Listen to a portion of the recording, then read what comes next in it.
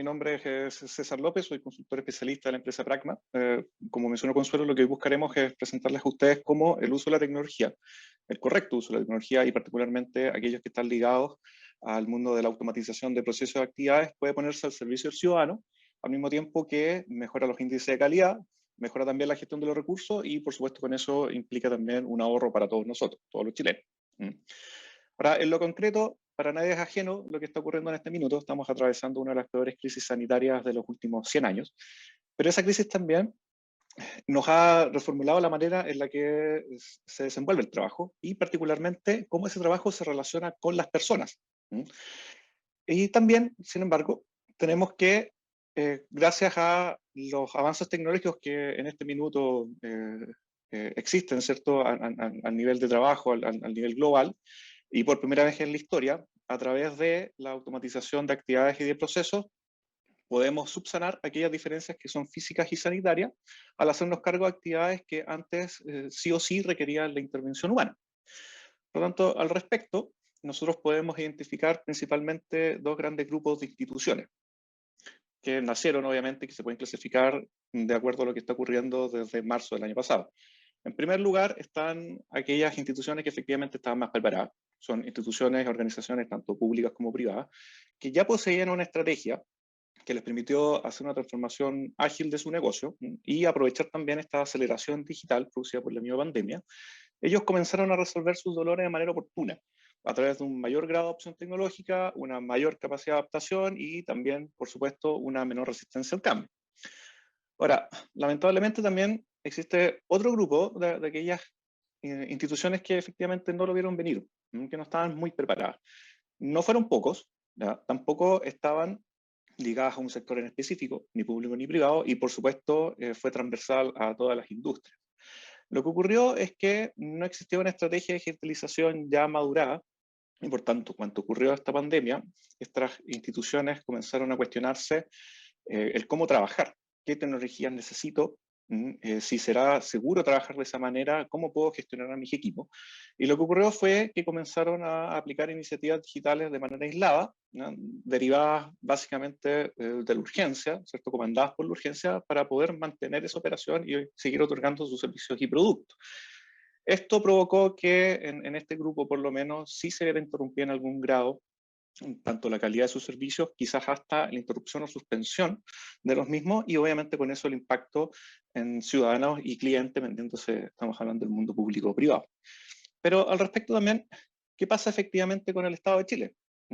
En este momento, el Estado de Chile está con un compromiso de digitalización apalancado por la Ley de Transformación Digital del 2018-2019 más o menos, que es una evolución de las iniciativas de Chile sin papeleo y gobierno digital, por ejemplo. En concreto, tenemos alrededor de 3.460 trámites informados, esto a través del RNT, que es el Registro Nacional de Trámites, de los cuales un 70% se encuentra con algún grado de digitalización, ya sea total o parcial. Y ahí la intención era establecer un crecimiento aproximadamente del 10% anual para poder abordar el 100% de digitalización de estos trámites en alrededor de 3 a 5 años. Hasta el 2020 eso se estaba cumpliendo relativamente bien, con 329 trámites digitalizados que aportaban a ese 70%, considerando el total de 3.400, estamos hablando de un poco menos del 10%, lo que se acerca bastante a lo que se tenía pensado que se podía lograr. No obstante, ese ritmo se está desacelerando en este minuto. A partir del 2019, todas las instituciones informan al gobierno central cuáles son o qué cantidad de trámites son los que pueden pasar a digitalización en el año en curso. En el 2019, ese número fue casi perfecto, 97% de cumplimiento de digitalización, lo que es algo extraordinario. Pero ya en el año 2020 comienza una disminución de este índice, entendiéndose más que nada debido a, en parte, lo que se arrastraba desde octubre de 2019 con el estallido social y por supuesto lo que ya todos conocemos que ocurrió desde marzo en adelante en el 2020. Ahora, esta disminución del 22% es algo que sigue siendo bastante positivo considerando la crisis y el escenario que recién comentamos. Sin embargo, ya a partir del 2021, a la fecha, en julio de 2021, hay un estancamiento notorio, con solo un 12% de cumplimiento de digitalización, lo que se puede entender básicamente por cambios, focos, estrategias para poder abordar de mejor manera esta crisis sanitaria, por supuesto.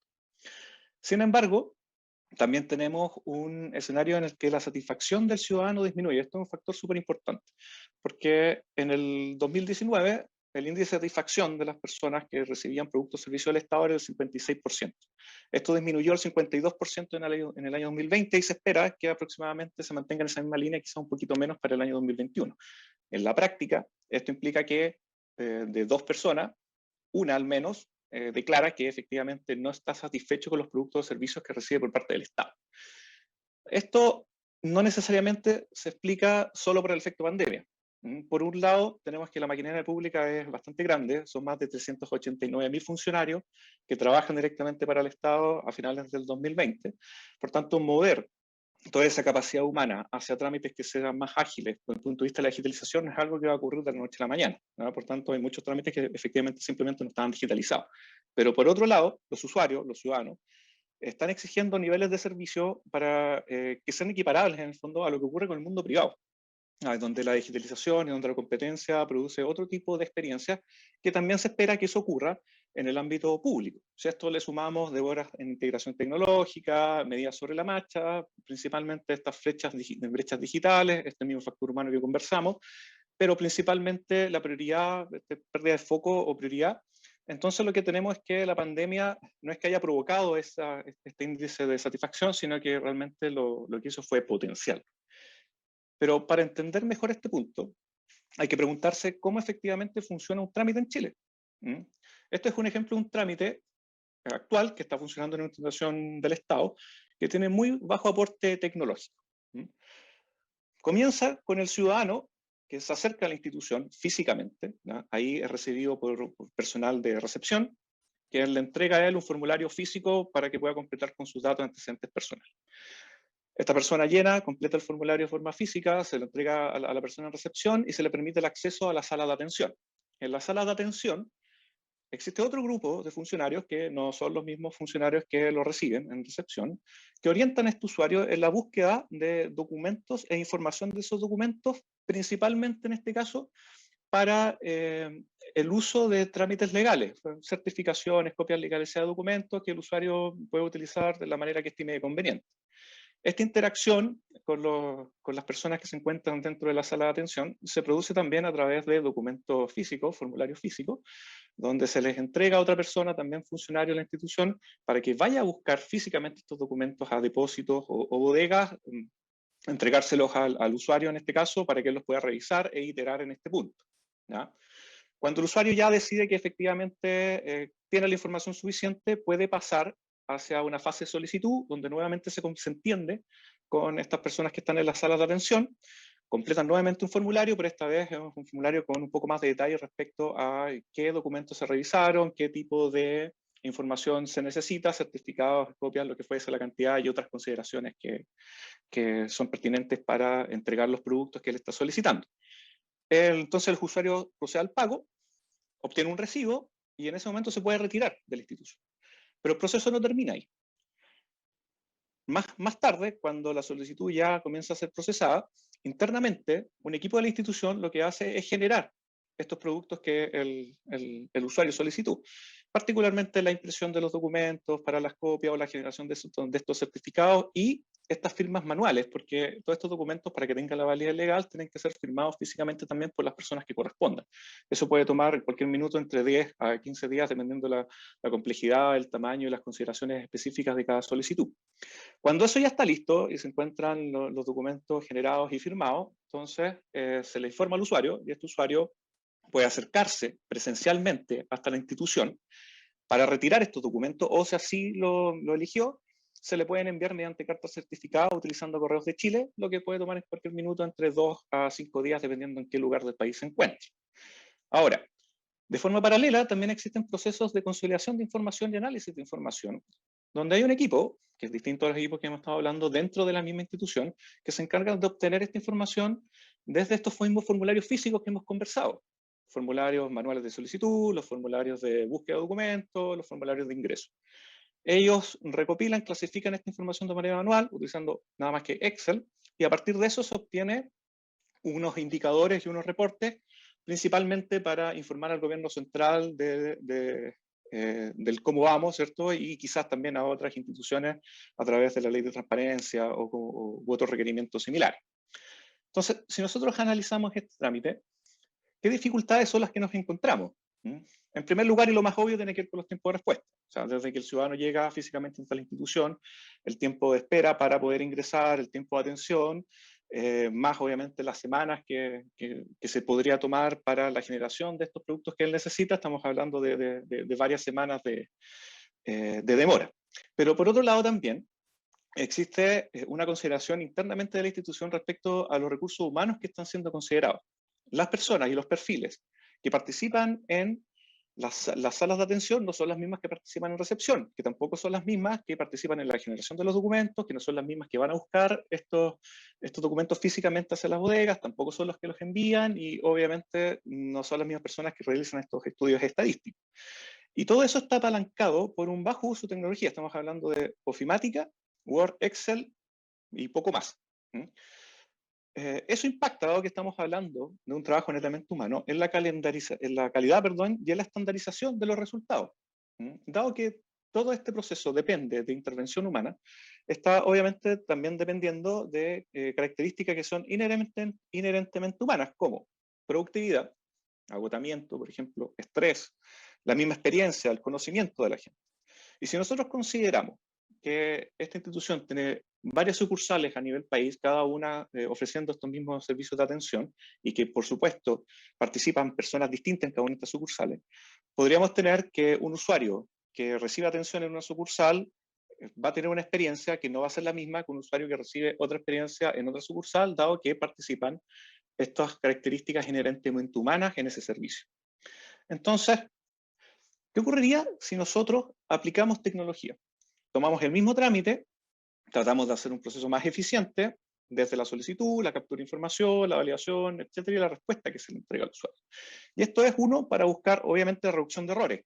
Al disminuir la participación humana, lo que buscamos también es disminuir la probabilidad de un error, o sea, que alguien digite un número mal en una celda en Excel, por ejemplo.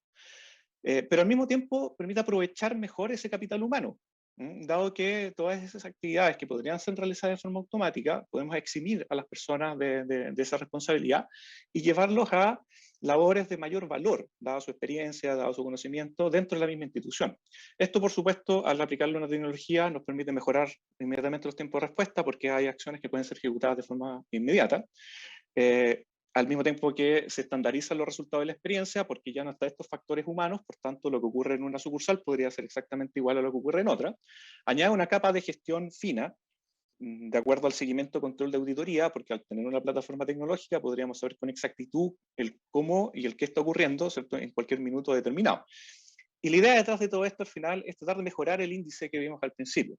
Ese 52% aumentarlo a través de esta satisfacción del usuario, a través de un servicio que él considera que es de calidad. Una de las maneras para poder hacer esto se encuentra en la hiperautomatización, que es básicamente la integración de distintas técnicas y tecnologías de automatización, tales como inteligencia artificial, automatización de procesos de negocio, se conoce como PPMS, analítica, inteligencia de negocio, automatización robótica de procesos, machine learning o aprendizaje automático. Sin embargo, esto no es un reemplazo de los recursos humanos, y eso hay que dejarlo súper en claro. Lo que busca la hiperautomatización es elevar el valor del trabajo humano a través de eximirlos de actividades repetitivas que en realidad no tienen ningún valor y que pueden ser llevadas y acotadas a través de un robot, hacia actividades que, dado el juicio experto que tienen, dada la experiencia, dado el conocimiento y criterio, que es algo que no tienen las máquinas, poder utilizarlo en la institución de una mejor manera, ¿no? Si nosotros pensamos que el trabajo robótico reemplaza este trabajo humano, entonces inmediatamente en estos escenarios repetitivos tendríamos mayor eficiencia, porque se pueden realizar obviamente de una manera mucho más óptima, lo que nos permite mitigar también los errores, disminuirlos y hasta quizás simplemente eliminarlos porque no hay este factor humano considerado. Dado que estos sistemas hablan lenguajes similares, los podemos comunicar e integrarlos todos juntos para que funcionen de manera coordinada. Y eso también, por supuesto, nos va a mejorar los tiempos de respuesta, porque como mencionamos, hay actividades que en este caso se podrían hacer de forma instantánea, cosa que es distinto, dado que ese factor humano de productividad, por ejemplo, ya no se encuentra dentro de esta ecuación. Entonces, si nosotros tomamos este mismo trámite Y lo imaginamos ahora, pero a través de un estado hiperautomatizado, perdón, aplicando tecnologías de automatización que corresponden.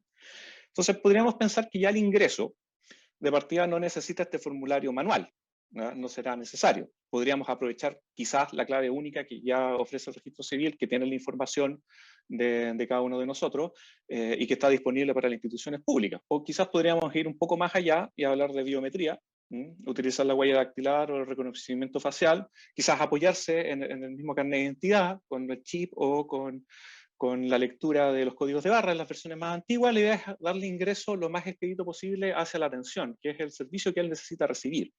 Y ya dentro de la atención, podríamos quizás utilizar alguna herramienta de automatización de procesos de negocio, por ejemplo, como un BPMS, que va a permitir a este usuario obtener mayor autonomía. Que eso es básicamente lo que se busca en este caso.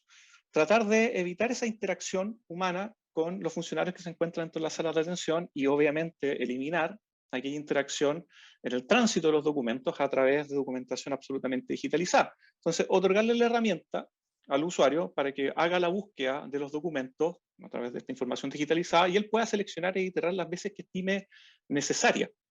Hasta que este mismo proceso de BPMS podríamos llegar a la fase de solicitud, donde él, dada la información que buscó, los documentos que revisó, las iteraciones que hizo, podría generar una solicitud de servicio o de producto que sea inteligente respecto a lo que él revisó y la información que es de su interés, de acuerdo a lo que ocurrió dentro del proceso de atención, ¿cierto? Incluyendo el pago, por ejemplo. Y ya una vez que se produce esta solicitud con tecnología utilizando BPMS, empiezan a aparecer actividades que son repetitivas, como por ejemplo la extracción de copias legalizadas de estos documentos, podría hacerse a través de tareas repetitivas, la generación de los certificados a través de plantillas, por ejemplo, y principalmente también el firmado electrónico de todo esto para otorgarle una validez legal.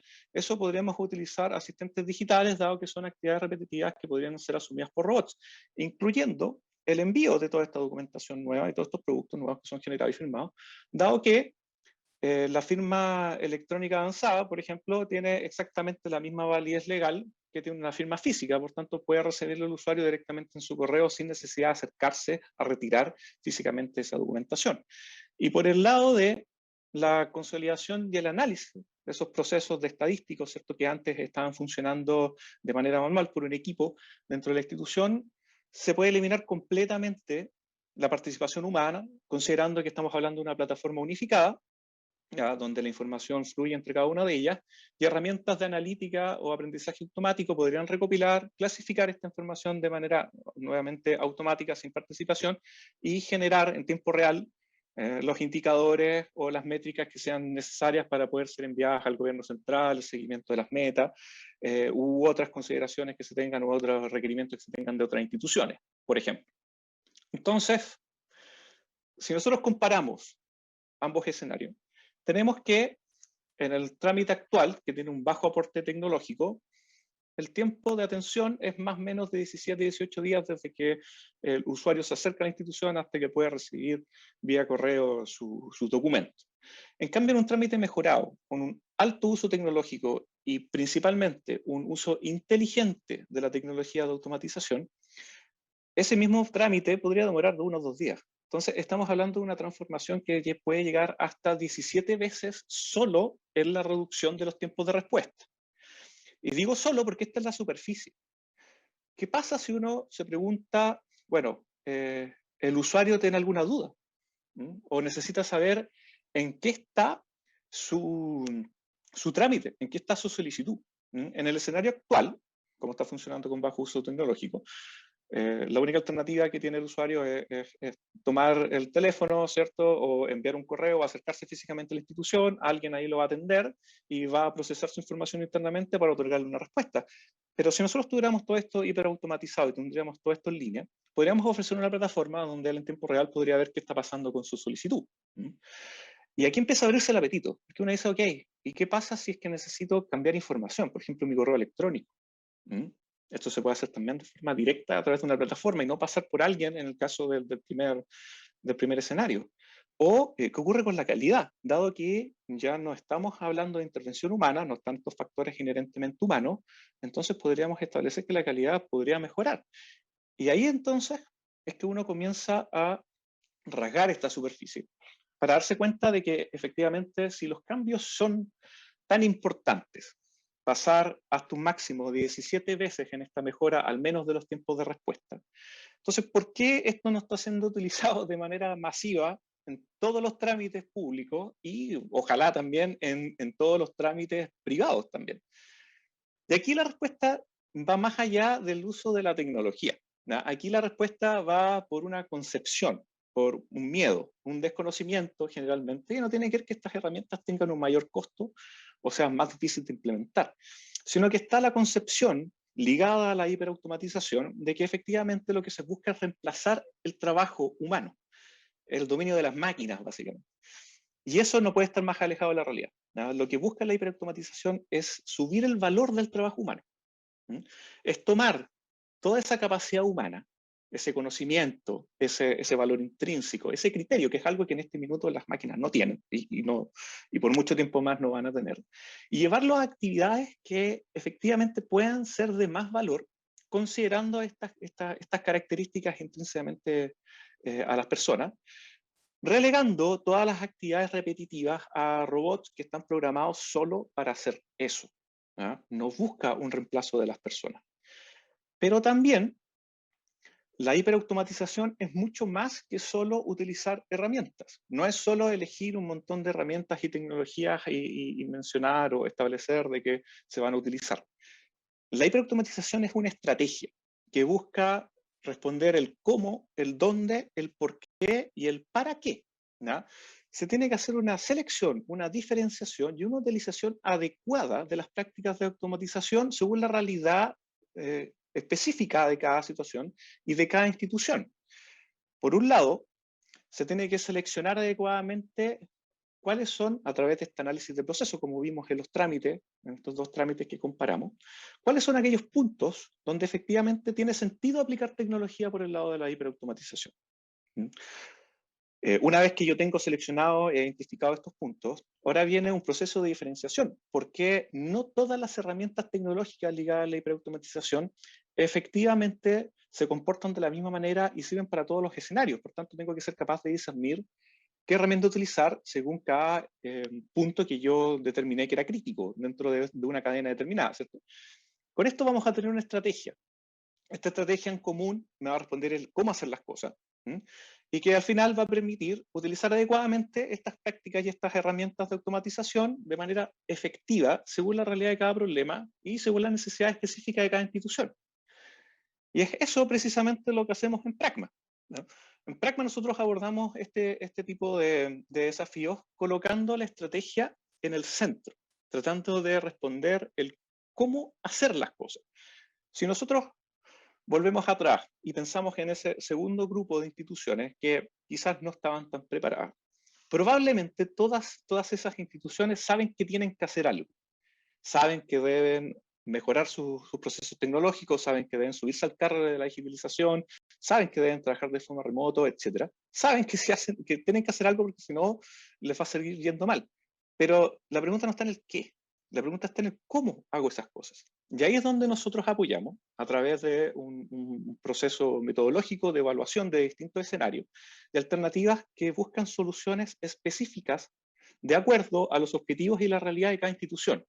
Entonces no son genéricos, sino que se revisa el plan de forma específica para cada uno de ellos. Y esto lo podemos hacer porque tenemos experiencia en definiciones estratégicas, definiciones operacionales también, y el uso de tecnología que soporta a ambas cosas. Esto nosotros lo llamamos un apoyo consultivo de escenarios complejos, que no es más que buscar la generación de soluciones que maximicen el valor según las condiciones propias de cada situación y cada institución. Esto ocurre porque somos una empresa que tiene 23 años de trayectoria, ¿no? En los últimos 5 años tenemos más de 80 clientes activos, con más de 300 casos de éxito, etcétera, una serie de alianzas, y hemos participado también en el sector público como en el sector privado. Pero más que nada, tenemos la capacidad para efectivamente entender, y hemos visto cómo aspectos tecnológicos pueden ser utilizados de una manera que efectivamente transformen el negocio o la misión de una institución. No solo de manera interna, satisfacción interna, sino que también de cara a cómo eso se entrega a la ciudadanía, cómo eso se entrega a los clientes y mejora estos índices de satisfacción y la calidad de los servicios o productos. Tenemos alianzas que nos permiten asegurar eso a través de las principales herramientas de automatización que existen. De hecho, paréntesis, el día de mañana hay una charla de Automation Anywhere. Nosotros los invitamos a participar también porque es una de las mejores herramientas de gestión de procesos robóticos para que conozcan un poco más de qué se trata, ¿no? Y entiendan cuál es el alcance que puede tener esto al nivel de automatización de actividades. Entonces, ¿qué pasa si nosotros buscamos soñar un poquito más? ¿Qué tal si nos adelantamos? Y ahí podemos pensar en un estado hiperautomatizado. ¿Qué pasaría si nosotros tomamos todas las instituciones públicas y le aplicamos un grado de hiperautomatización, generando una convergencia digital, que se conoce como un perfil digital, que al final va a provocar que exista un perfil, un avatar de cada uno de los ciudadanos llamado ciudadano digital, por medio de la integración de la información de todas las instituciones del Estado? En una única plataforma podríamos tener información del registro civil, por supuesto, del servicio puesto interno, boletas, facturas, etc. ¿Qué hubiera pasado si es que el registro social de hogares hubiera funcionado de esta manera, con información integrada con otras instituciones? ¿Cuántas dificultades nos hubiéramos evitado en repartir el ingreso familiar de emergencia, por ejemplo, al saber el cómo, a quién y dónde, de acuerdo a información objetiva y precisa, con información obtenida de estos servicios públicos que se comunican entre sí a través de herramientas de automatización en un estado general donde me permiten tener esta convergencia digital? Esto, por supuesto, a través de optimización de recursos internos para cada institución, porque recuerden, añade valor al trabajo humano, no trato de reemplazar a las personas, y por otro lado genera una mayor satisfacción para todos nosotros, que es lo que buscamos, ese indicador del 52%, elevarlo, equipararlo quizás a otras experiencias privadas y decir efectivamente que estamos contentos con los servicios que otorga el Estado a través de trámites más eficientes, y por qué no, si inclusive podríamos soñar un poquito más, pensar en que ya dado que tenemos el conocimiento exacto de las necesidades de nuestros ciudadanos, pensar en hacer políticas públicas a partir de toda una plataforma interconectada. ¿Por qué no podríamos generar leyes o políticas públicas que se alimenten y se basen en las necesidades no solo de grupos específicos, sino que también de cada uno de nosotros de acuerdo a información fidedigna, confiable y conectada entre sí? Nosotros creemos que ese digital efectivamente es posible, ¿no? Como menciono, hemos visto transformaciones en instituciones, tanto públicas como privadas, donde el correcto uso de la tecnología permite literalmente cambiar y abrir la mente de las cosas que se pueden lograr. Nosotros los invitamos a acercarse, ahí se encuentra el correo, si es que alguna de sus instituciones considera que es pertinente tomar este carro, subirse a esta cotización, y como mencioné, nosotros los podemos ayudar a ustedes en definir el cómo, que es lo más importante y es básicamente lo que necesitamos para ya comenzar a aprovechar toda esta aceleración digital, de tal manera de que genere un beneficio tanto de la interna como hacia todos nosotros y podamos por fin subir ese índice de satisfacción ciudadana. Bueno, mi nombre es César López, los invitamos a conversar, les agradezco su participación y me despido hasta otra ocasión.